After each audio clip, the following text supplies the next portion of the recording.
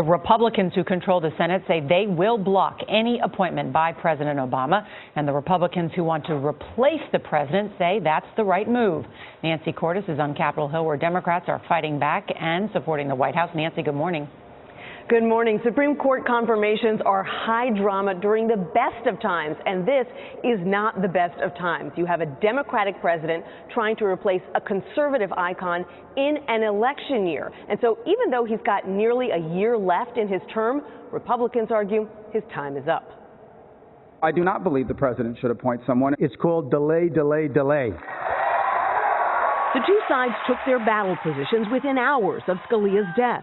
Barack Obama is president of the United States until January 20th, 2017. That is a fact, my friends, whether the Republicans like it or not. The Senate's Republican leader, Mitch McConnell, said this vacancy should not be filled until we have a new president. And McConnell controls who gets a vote and when.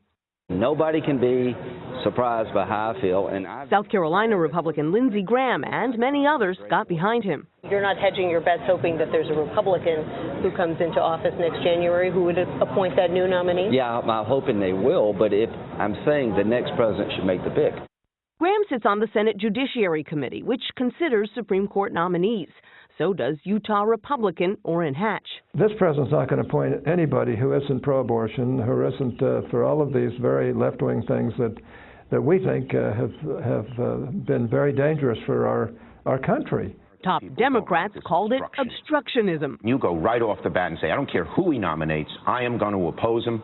That's not going to fly. These confirmations are normally a blood sport, but this one is going to be apocalyptic. Legal scholar Jonathan Turley warned the showdown could end up scaring off potential nominees. The Senate is unlikely to confirm you.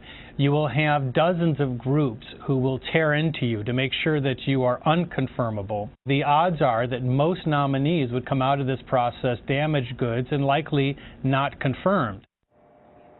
He says if the president were replacing a liberal pick, then Republicans might let that nominee go through. But in this case, you are talking about a choice that could change the very balance of the Supreme Court.